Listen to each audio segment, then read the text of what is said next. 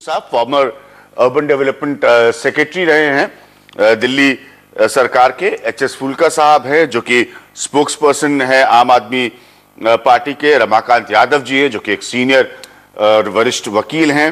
प्रभात झा साहब हैं जो कि भारतीय जनता पार्टी को रिप्रेजेंट कर रहे हैं। और ये दिल्ली के वो चुनाव जो बीजेपी बुरी तरह से हारी उसके इंचार्ज भी रह चुके हैं। तो खैर दिल्ली को ये समझते हैं।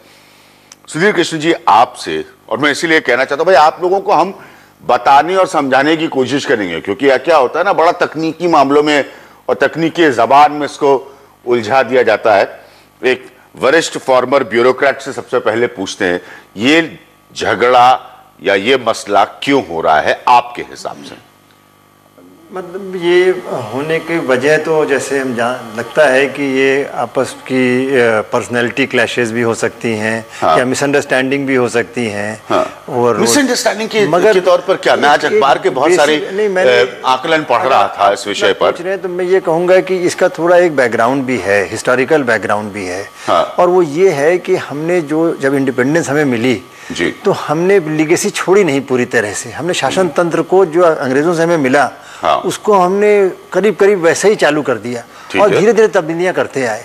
जैसे मान लीजिए 1919 एक्ट जो गवर्नमेंट ऑफ इंडिया का था उसमें डायरकी थी, यानी कि डिवीजन ऑफ फंक्शंस थे कि partly elected body will be responsible and partly they will have nothing to say, governor will do something. 1935 act में भी कुछ उसको उसी तरह से किया।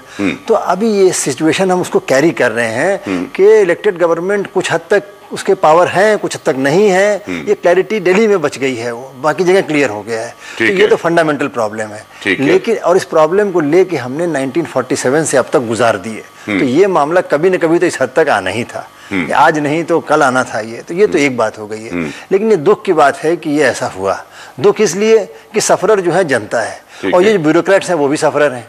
कि ब्यूरोक्रेट जो है उनका बहुत बड़ा महत्व है, उनका शासन तंत्र में उनको रोज का काम करना है। चाहे वो इंस्पेक्टर है, चाहे वो सुपरवाइजर है, चाहे इंजीनियर है, चाहे सेक्रेटरी है या फिर वो कमिश्नर है, वो सारा काम सरकार का उनको करना है। अगर वही उनको डर लग गया कि हम कुछ करेंगे तो कोई कहेगा कि तुमने इसकी बात क्यों सुनी, तुमने उसकी बात क्यों सुनी, तो फिर ले दे के कुछ ना करे तो बेहतर यही होगा। पॉइंट बहुत अच्छा पॉइंट। मैं यही बुनियादी बात जिसमें कहा ना कि जब अखबार में मैंने आकलन पढ़े तो मुझे एक ही तस्वीर आई कि भाई इस तरह से फिर सरकार कैसे चलेगी अगर वो इसी भय में जिएंगे कि केजरीवाल जी को हम जवाब दें या केंद्र सरकार को हम जवाब दें। किसकी क्या आधारभूत ताकत है वो क्लियर नहीं है, वो स्पष्ट नहीं है।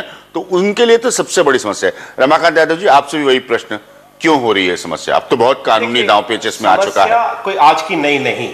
ठीक है, हाँ ये बात भी सही है। समस्या 1991 से लगातार चली आ रही है। जब संविधान संशोधक विधेयक लाया गया, 69वां संविधान संशोधक विधेयक था ये, तब से दिल्ली को पूर्ण राज्य बनाने की बात तो कह दी गई, परंतु न तो प्रशासन के अधिकार दिए गए, न जमीन के विकास के अधिकार दिए गए, और प्रशासनिक कार्यों में भी प्रशासक यानी कि लेफ्टिनेंट गवर्नर की पावर ज्यादा दे दी गई। तो जो चुनावी रूप से जो चुनाव लड़के आया है, जनता का प्रतिनिधि है, वो अपने आप को जाके वहां असहाय महसूस करता है कि मैं इन क्षेत्रों में करूं क्या। अरविंद केजरीवाल जैसा व्यक्तित्व जो कि इतने बहुमत से आता है और उनको वहां जाके पता चलता है कि मेरे पास इन चीजों को कंट्रोल करने की पावर्स ही नहीं, तो जब वो पावर्स ही नहीं महसूस करता तो फिर ये लड़ाई स्वयं पैदा हो जाती है। पर अरविंद केजरीवाल को भी एक बैलेंस्ड एटीट्यूड लेके समझना पड़ेगा कि कोई नई बात नहीं है। इसको कायदे से, कानून से अरविंद केजरीवाल जब मुख्यमंत्री बने दिल्ली के 70 में से 67 सीटें हासिल करके, पहली बात उन्होंने औपचारिक तौर पर बताई गई कि साहब वो प्रधानमंत्री नरेंद्र मोदी से मिले और दिल्ली के पूर्ण राज्य के दर्जे की बात कही। ये ऑफिशियल पोजीशन मैं उनकी बता रहा हूं। लेकिन साथ में ये बात भी सच है कि वो पहले मुख्यमंत्री रह चुके हैं कुछ दिन, उनको भली भांति ये पता होगा कि उनके दायरे में कितनी और क्या ताकत है। ठीक है, नजीब जंग साहब से कि दिल्ली में चुनाव हो, इस बात को लेकर सियासी लड़ाई उनकी पहले से रही है। ठीक है, मैं उसको यहां पर जोड़ नहीं रहा हूं, सिर्फ पृष्ठभूमि बता रहा हूं, सिर्फ बैकग्राउंड बता रहा हूं। वो इस बात से अवगत थे। तो इसीलिए मेरा प्रश्न ये कि फिर ये सिचुएशन यहां तक क्यों आई?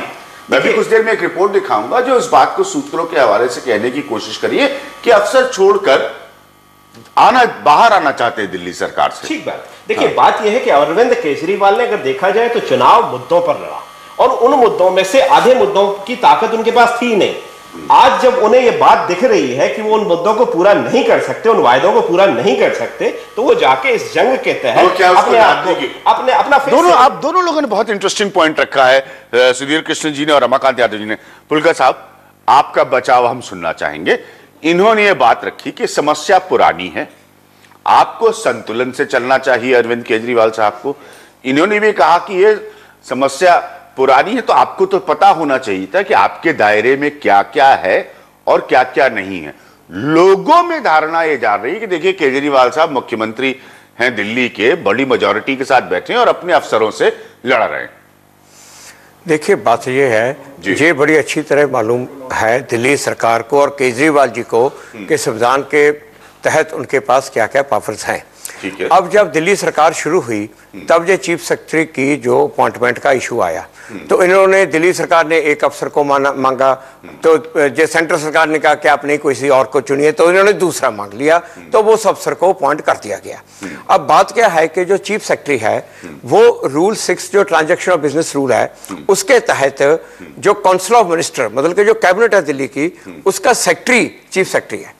तो जो फैसले कैबिनेट ने लेने हैं वो चीफ सेक्रेटरी के थ्रू लागू होने हैं। अब कुछ फैसले कैबिनेट ने ऐसे लिए जो कि किसी क्वार्टर को मंजूर नहीं थे, किसी एक, उनको जो फैसले अच्छे नहीं लगे। जैसे आपको एक फैसला बताता हूं, एसीबी की पावर, एंटी करप्शन ब्यूरो, जो जिसका काम है जो वरिष्ठ अधिकारी हैं उनके खिलाफ एक्शन लेना, उसकी पावर को लेके बहुत बड़ा ये एक डिस्प्यूट खड़ा हुआ। जो दिल्ली सरकार का व्यू है कि एसीबी की पावर है केस रजिस्टर करने की, इन्वेस्टिगेट करने की। जब उन्होंने एक हवलदार को, पहले तो ये केस तो शुरू तो हुआ जब उन्होंने रिलायंस के ऊपर रजिस्टर की थी FIR, उसके बाद ये जो जब बीच में ये LG राज था तो सेंट्रल गवर्नमेंट ने एक सर्कुलर इशू कर दिया कि इनको पावर नहीं है। जब केजरीवाल सरकार फिर आई तो कैबिनेट ने फैसला किया कि एसीबी को पावर है और वो फैसला लागू किया गया। ये जब उसके बाद ये जो पुलिस वाला हुआ, एक हवलदार को एसीबी ने रंगे हाथों पकड़ लिया और उसको गिरफ्तार कर लिया।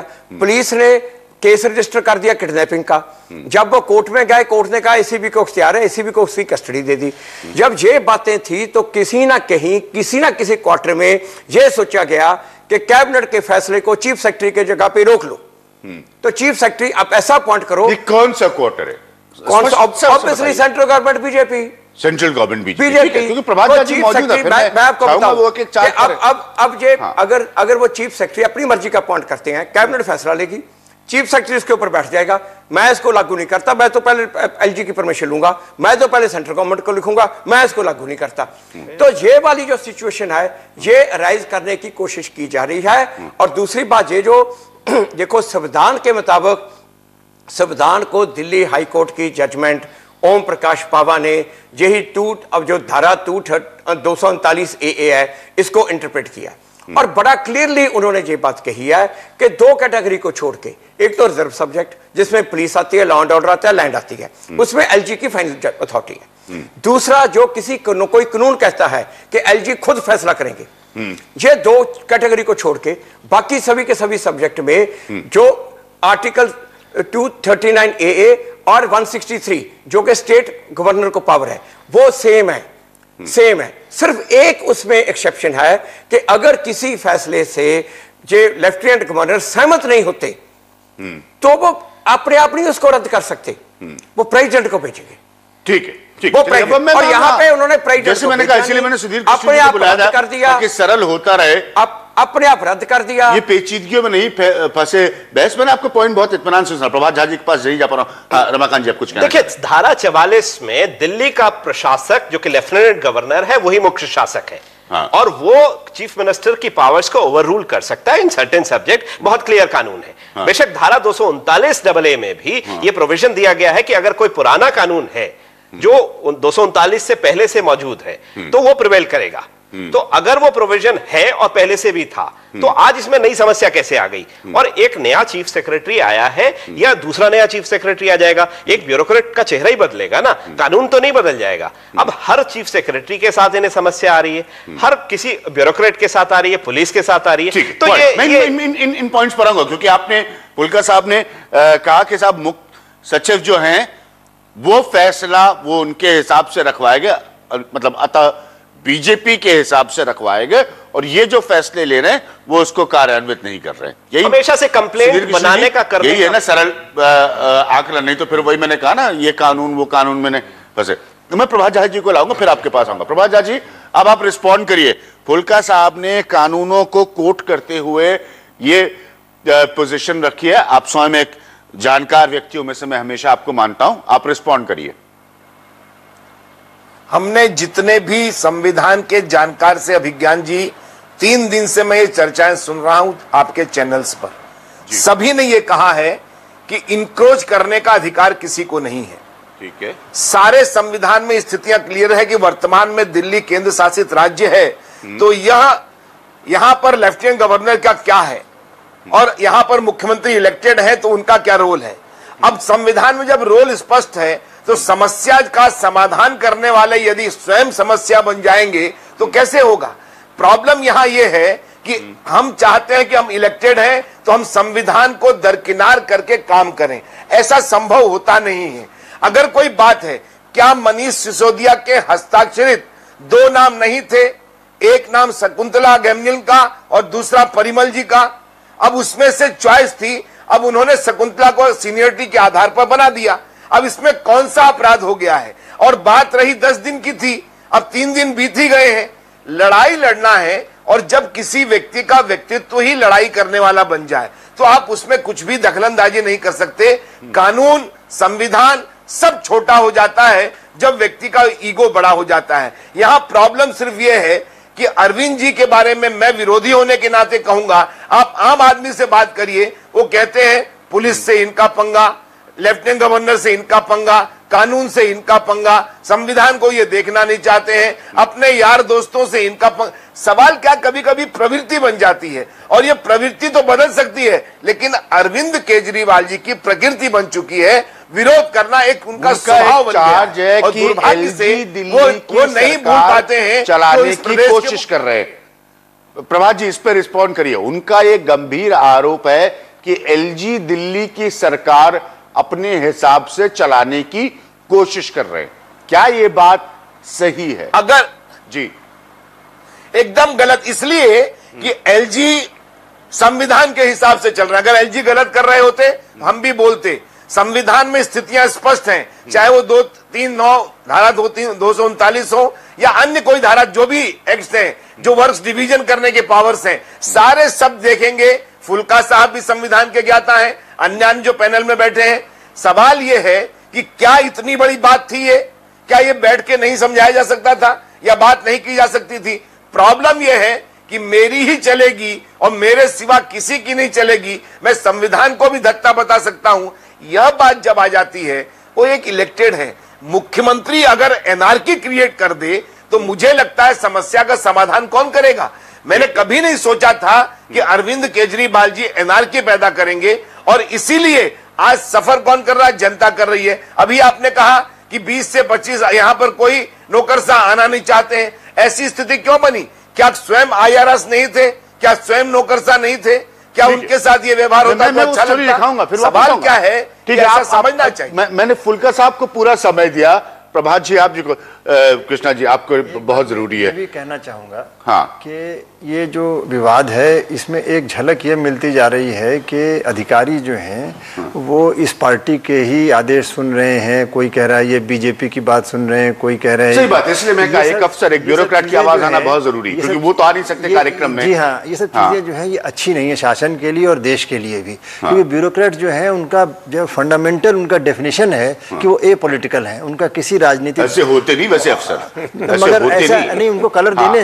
अब ये देखिए वो पॉइंट अलग है। तो जो है अगर है, अगर है वैसे प्रधानमंत्री और मुख्यमंत्री मैंने देखे तो ऐसे होते नहीं। अगर ऐसे बड़े पॉलिटिकल फेवरेट होते हैं, अगर पॉलिटिकल फेवरेट है तो उनको वीड आउट करना पड़ेगा, उनको साथ रख के। सिस्टम रहा है, वो बदले सिस्टम बड़ा अच्छा होगा, लेकिन ये कहना है कि बाबूगिरी सिर्फ निष्पक्ष होती है, बिल्कुल गलत। बाबू बाई डेफिनेशन तो निष्पक्ष होना चाहिए, और नहीं है तो हमारे जो सीनियर हैं, जो उनके भी सीनियर हैं, जैसे चीफ मिनिस्टर हैं, मंत्री हैं, प्रधानमंत्री हैं, जो भी हैं, हम सबको मिलकर ये करना होगा कि वो एपॉलिटिकल बन जाए, निष्पक्ष बने, वो उनको बनाना पड़ेगा। ये नहीं कि वो हैं अगर पक्षपात कर रहे हैं तो उनको हम कहें कि ये इस पक्ष के हैं, ये चले, अच्छी बात नहीं है, ये अच्छी बात नहीं है। शासन के लिए, प्रशासन के लिए, देखिए केजरीवाल के पास बहुत बड़ा मौका है, 67 सीटें 70 में से, आप प्रतिशत समझ रहे हैं, तो उनके पास बहुत बड़ा मौका है अपनी काबिलियत साबित करने का। क्योंकि क्या होता है, जैसे मोदी जी अपना नारा लगवाए थे 2014 में, अच्छे दिन आएंगे, केजरीवाल साहब ने पोस्टर चिपकवाया था 5 साल केजरीवाल। अब 5 साल तो खैर बड़ी दूर की स्थिति है, अभी आप देख लीजिए, तो अब ये बड़े गंभीर सवाल है, जरा सुनिए इनको ध्यान से।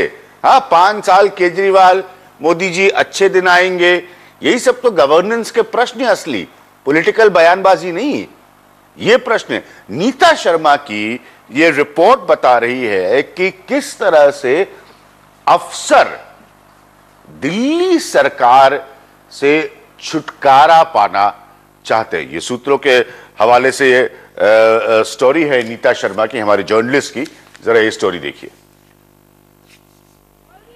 दिल्ली के उपराज्यपाल नजीब जंग पहले राष्ट्रपति से मिले और फिर गृह मंत्री राजनाथ सिंह से। उन्होंने दिल्ली में दिख रहे संवैधानिक संकट पर अपना पक्ष रखा। संविधान में यह लिखा है कि lieutenant governor will act on the aid and advice of the chief minister. Supreme court ने कहा है एड एंड एडवाइस का मतलब यह है कि चीफ मिनिस्टर की एडवाइस बाइंडिंग होगी।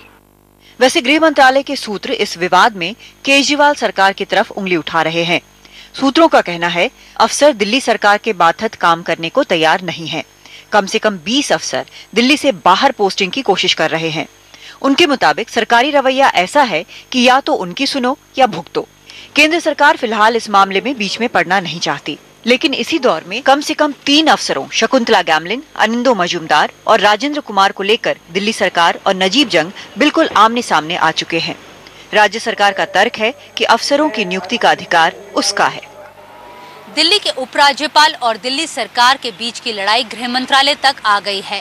गृह मंत्रालय इस मामले में जल्दी निर्णय नहीं लेना चाहता, क्योंकि वो जानता है कि ये मामला राजनीतिक तौर पर काफी संवेदनशील है। कल गृह मंत्री राजनाथ सिंह राष्ट्रपति से मिलेंगे, उसके बाद ही इस विवाद में आखिरी निर्णय लिया जाएगा। नई दिल्ली से कैमरा पर्सन मनोज के साथ नीता शर्मा, एनडीटीवी इंडिया के लिए। तो वापस आ रहा है उस पॉइंट पर जो सुधीर कृष्ण जी उठा रहे थे, ये बहुत कि भाई ब्यूरोक्रेट को निष्पक्ष होना चाहिए।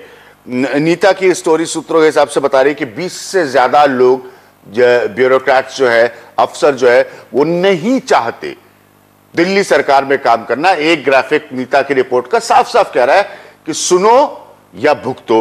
अभी फुल्का साहब ने मुझे ये बताया कुछ देर पहले कि चीफ सेक्रेटरी नहीं सुन रहे हैं।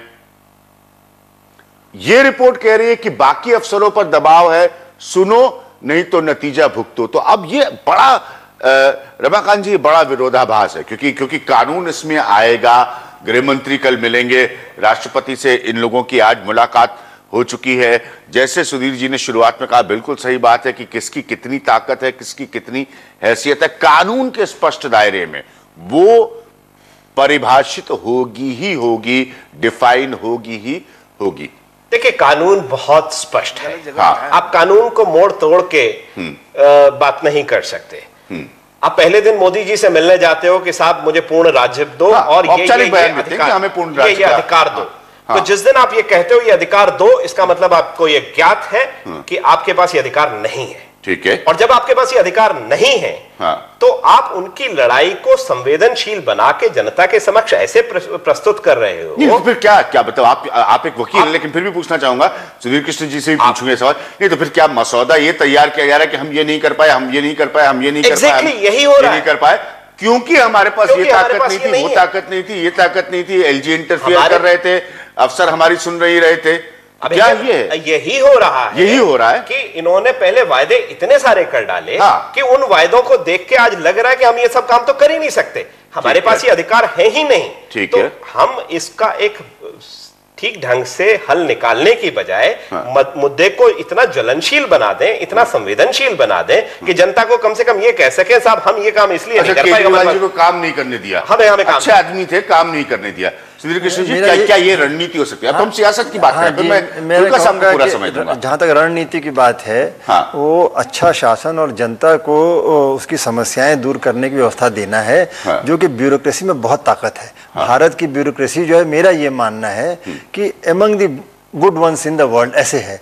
उसमें दो तरह के लोग हैं, एक है जो मूल रूप से बुरे हैं, एक है जो मूल रूप से अच्छे हैं। वो हर जगह होते, ठीक है। तो अब हमें ऐसे वातावरण क्रिएट करना है जहां पर जो मूल रूप से बुरे हैं वो डरें और जो मूल रूप से अच्छे हैं वो अच्छा काम करके खुश रहें। नहीं, मेरा दूसरा पॉइंट जो रमाकांत उठा रहा है, ये बड़ा सटीक पॉइंट मुझे लग रहा है कि भाई आप, क्योंकि ये केजरीवाल की पॉलिटिक्स रही है, हर चीज में हल्ला हंगामा, नारेबाजी, धरना, लेट जाना, बनारस से चुनाव, ये उनका इतिहास है, खुद का इतिहास है, हमेशा शिकायत के मोड में रहते हैं। हाँ, तो ये उनकी स्टाइल ऑफ पॉलिटिक्स है, उनको हर चीज से वो नाराज है, उनको सब कुछ, अपने पोस्टर भी छपवाते थे, मैं कई बार उनकी पार्टी ऑफिस में देखा, कोई पानी में नहाए हुए ऐसे करके खड़े हैं, तो ये सबका होता है। मोदी जी का अलग पॉलिटिक्स है, राहुल गांधी तो उनका है। तो क्या अब ये है कि क्या ये मसौदा बनेगा? देखिए, हम तो बहुत कुछ, 5 साल केजरीवाल, लेकिन ये देखिए, मतलब ये बहुत कुछ हो सकता है। ये दिल्ली की ब्यूरोक्रेसी में इंटरप्रिटेशन की मैं बात कर रहा हूं। जी सोचने की, क्योंकि आपने दिल्ली में बहुत सारी ऐसी बातें कही हैं जो शायद वक्त लेंगी या उनको क्रियान्वित करना मुश्किल होगा। नहीं लेंगी। ये बहुत अच्छी ब्यूरोक्रेसी दिल्ली की सरकार में, भारत सरकार में अर्बन डेवलपमेंट और मंत्रालय में रह के देख चुका हूँ। दिल्ली की ब्यूरोक्रेसी बहुत अच्छी है, among the best in the country. उनसे काम लें अगर तो बहुत अच्छा काम ये कर सकते। लेकिन वो तो 20 लोग हमारे रिपोर्टर के हिसाब से छोड़ के जाना चाहते हैं। यही मैंने कहा कि अच्छे लोग हैं, उसमें अच्छे भी मुझे नहीं मालूम कि कोई खराब भी होंगे, लेकिन अच्छे लोगों से अच्छा। ठीक है फुल्का साहब, आपको पूरा समय दूंगा। क्या ये फिर ये मुद्दा बनाया जा रहा है? देखिए हम बहुत कुछ करना चाहते हैं लेकिन करने नहीं दिया जा रहा है क्योंकि ABCD ये समस्याएं हैं। देखिए, पहली बात तो मैं एक बात थोड़ी सी करेक्शन कर दूं कि आपने कहा कि मैंने कहा चीफ सेक्रेटरी हमारी सुन नहीं रहे। मैं ये कहीं कहा था, मैंने कहा था ये सेंट्रल सरकार ऐसा चीफ सेक्रेटरी वहां पे लाना चाहती है जो हमारी ना सुने। ठीक है, ये बात मैंने कही। दूसरी बात, ठीक है, अब कहा जा रहा है कि ये दिल्ली सरकार बहाने बना रही है कि हमें काम नहीं करने दिया। अगर फिर तो आज तक दिल्ली के चीफ मिनिस्टर की मर्जी का चीफ सेक्रेटरी देते रहे, तो आप मर्जी का चीफ सेक्रेटरी दे दो ना, ताकि अगर हम नहीं परफॉर्म कर पाएंगे उसके बाद ब्लेम करो, उसके बाद ब्लेम करो। तो क्यों नहीं आप मर्जी कर रहे?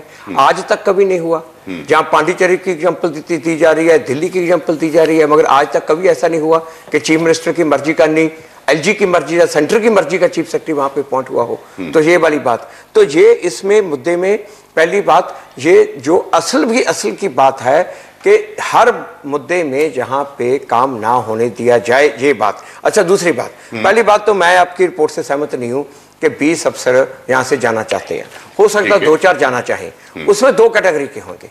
पहली कैटेगरी तो वो होगी, आपको असहमति का पूरा अधिकार है, लेकिन मैं नीता शर्मा की रिपोर्ट को अपने प्रोग्राम में रख रहा हूं, तो मैं उनका भी सोर्स है ना जी, वो भी इतनी श्योर नहीं हो सकती। ठीक है, वो भी इतनी श्योर नहीं हो सकती। अच्छा चलो, अगर 2-4 हैं भी माना, तो वो 2 कैटेगरी के होंगे। पहली तो वो कैटेगरी के जो कहते हैं कि ये बीजेपी सरकार सेंटर की ये दिल्ली सरकार को चलने देगी, बीच में झगड़ा चलते रहेगा तो हम इससे साइड पे हो जाए। दूसरी कैटेगरी वो है जो कि कहेंगे अब भ्रष्टाचार जहां पे चलता नहीं, जो कि ये तो आप कह नहीं सकते सारी की सारी जो ब्यूरोक्रेसी है उसमें भ्रष्टाचार नहीं है, तो जो उस वजह से भागना चाहें, तो हो सकता 2-4 हो, जो 20 वाली बात नहीं है। तो मैं जी ये गुजारिश है कि अब जब पहले हमने चीफ सेक्रेटरी के लिए फर्स्ट क्रिएट नहीं की, जब पहले हमने रमेश नेगी को मांगा था, जो तब उस वक्त ये सेंट्रल सरकार ने कहा कि नहीं रमेश नेगी को नहीं, आप किसी और को ले लीजिए, तो हमने के शर्मा जी को मांग लिया, तो के शर्मा जी वहां पे आ गए, वो काम करते रहे और वो चल रहा है।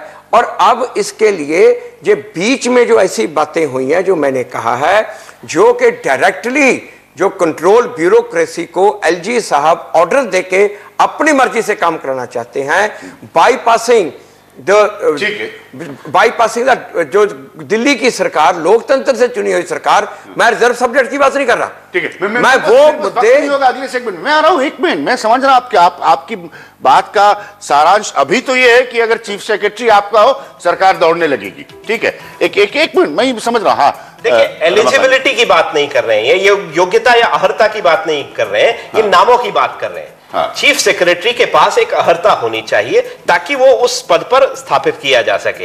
ये नामों को चुनना चाह रहे हैं, उन नामों से क्या अलग हो जाएगा, इनका क्या प्रशासन करने का इसी अलग हो जाएगा। ब्रेक लेंगे, प्रभात चाची को अगले हिस्से में मौका देंगे। तो भाई, अगर दिल्ली का चीफ सेक्रेटरी केजरीवाल साहब का व्यक्ति हो, ये तो सही है ना फुल्का साहब, ये तो मैं गलत नहीं कह रहा हूं। नहीं, उनका व्यक्ति नहीं, व्यक्ति मतलब उनकी मर्जी, पसंद का, उनकी मर्जी से होगा। तो वही आईएएस ही सर, बड़ा व्यक्ति बड़ा इंपॉर्टेंट होता है। अब मैं ये तो सुनने के लिए यहाँ नहीं बैठा हूं कि नेता जो है अपने पसंद का ब्यूरोक्रेट नहीं चुनते, तो अब ये तो ना सुना जाए, चाहे कितने प्रधानमंत्री हो, मुख्यमंत्री हो, मंत्री हो, सब यही करते। तो ये क्या असली मसला है? प्रभात जी से एक कमेंट लूंगा एक ब्रेक के बाद, आप कहीं मत जाइएगा। 5 साल केजरीवाल, ये पोस्टर था, ये नारा था।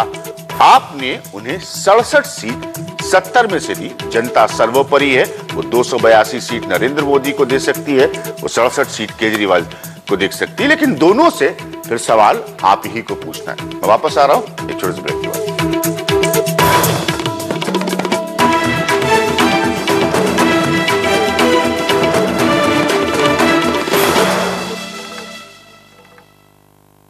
न्यूज पॉइंट के प्रस्तुत करता है क्रिएटिंग लैंडमार्क सेटिंग बेंचमार्क। प्रायोजक है Priya gold digestive biscuits, your fitness secret. Samsung Galaxy S6 and S6 Edge, next is now. Patanjali दांत आंटी हर्बल टूथपेस्ट, 13 जड़ी बूटियों से निमृत दांतों की संपूर्ण सुरक्षा। Metro tyres, technology from continental Germany. Levi's, डिस्पोवन, आपके जीवन की सुरक्षा। और माइक्रोटेक इन्वर्टर है तो सब चले बेफिक्र। कहती हैं ये इमारतें कुछ कहती हैं, यहाँ नन्ही मन्नतें रहती हैं। नजर आता है वो इरादा, निभाया प्रतीक ने जो वादा। प्रतीक ग्रुप, ये इमारतें कुछ कहती हैं। पापा, Chennai very hot, very sticky. बच्चे के लिए यही सेवन करो जी। बच्चा कितना स्मार्ट, मेरा खर्चा बढ़ा था, but I am smarter. My Voltas all weather smart AC, इसका स्मार्ट इन्वर्टर टेक्नोलॉजी पावर बचाता, स्मार्ट सेंस वेदर को सेंस करके बेस्ट मोड बताता, स्मार्ट रिमोट मोबाइल को रिमोट बनाता। रणवीर माला जप मेरे नाम का, ये मामला है आराम का। ये आराम का मामला, सेक्सी बाबा, ये आराम का मामला। रूपा फ्रंटलाइन, ये आराम का मामला है।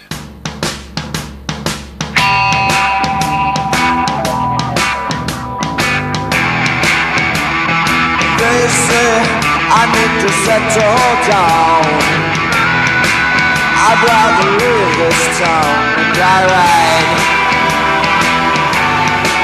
looking for action, reaction, attraction. I'm a lover of life, I'm a lover of the wild, I'm a lover of the sun,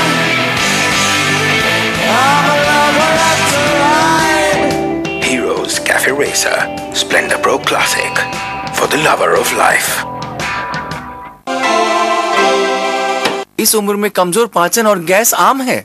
काफी नुस्खे आजमाए पर परेशानी दूर नहीं हुई। फिर झंडू पंचारिष्ट रोज लेना शुरू किया। अब मेरी पाचन शक्ति स्वस्थ है। आयुर्वेद पर आधारित झंडू पंचारिष्ट पेट की समस्याओं में जड़ से काम करे और पाचन तंत्र को मजबूत बनाए। अपनाइए झंडू पंचारिष्ट। गोलगप्पे पानी पूरी क्यों खाते हो चोरी चोरी?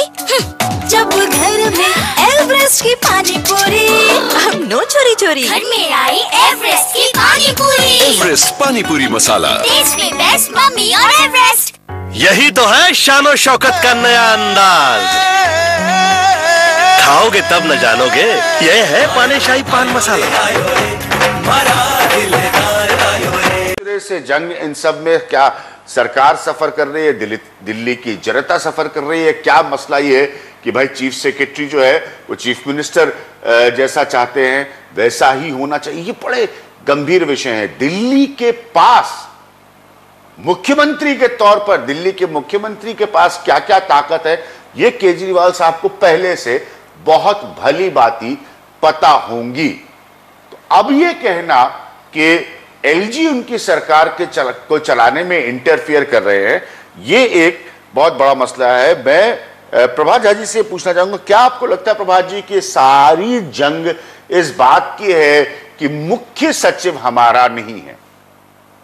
और अगर ऐसा है तो क्यों ना रहे उनका? देखिए इनकी परफॉर्मेंस क्या होती है। नहीं, मैं एक थोड़ी सी करेक्शन कर दूं। मुख्य सचिव तो शर्मा जी हैं जो छुट्टी पे हैं, वो तो मर्जी से अपॉइंट किए गए थे।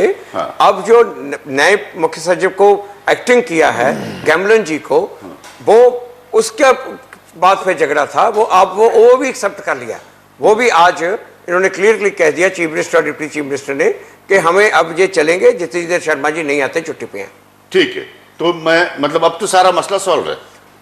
अब तो सॉल्व भी लग रहा है। अब तो और जैसे राष्ट्रपति जी भी मिले हैं, राष्ट्रपति जी से एलजी साहब भी मिले हैं, सीएम साहब भी मिले हैं, और जिस तरह के से राष्ट्रपति जी ने अब दोनों की बात सुनी है, और उम्मीद तो यही समाधान हो जाए राष्ट्रपति जी के पास जाके। हाँ प्रभात जी, पूरा समय लीजिए। देखिए, कुल मिलाकर चीफ सेक्रेटरी कौन हो, ये तो जो ऑलरेडी है उन्होंने ही नियुक्त किया था। अब ये तो 10 दिन की बात थी। अब इसमें तो जंग साहब या लेफ्टिनेंट गवर्नर जो है वो सीनियरिटी के आधार पर ही बनाएंगे। और उसके बाद मनीष सिसोदिया जी उप मुख्यमंत्री, उन्होंने एक पत्र लिखा कि ये 2 नाम हैं, इन 2 में से आप, हमारी प्राथमिकता भी ये है। जबकि परिमल राय जी ने मना कर दिया कि मुझे तो बनना ही नहीं है, तब तो शकुंतला गेमली नहीं बचती है।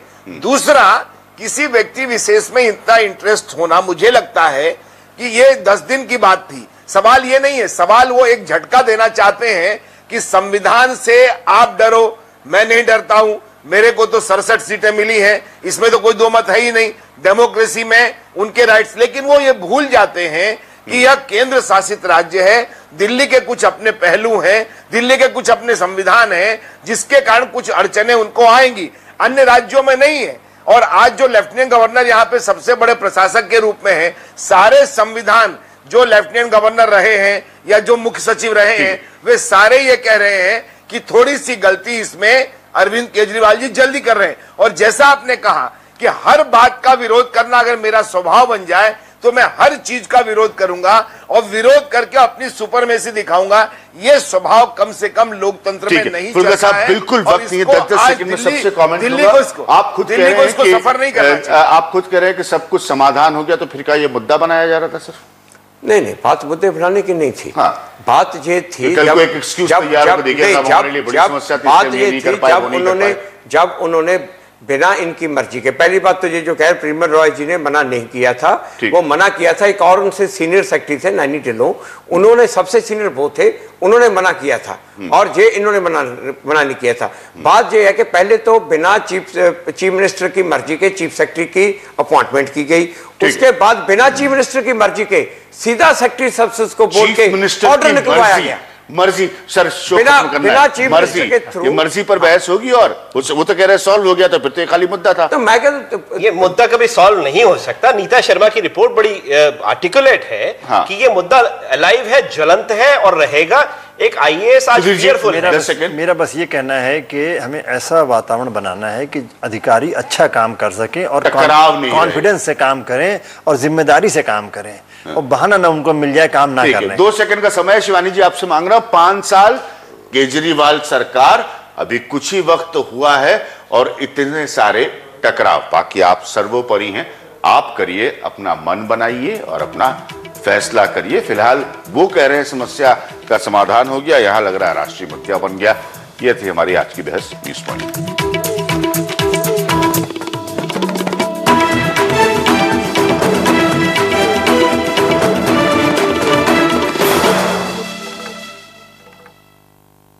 न्यूज़ बॉय के प्रस्तुत करता है क्रिएटिंग लैंडमार्क, सेटिंग बेंचमार्क। प्रायोजक है Priya gold digestive biscuits, your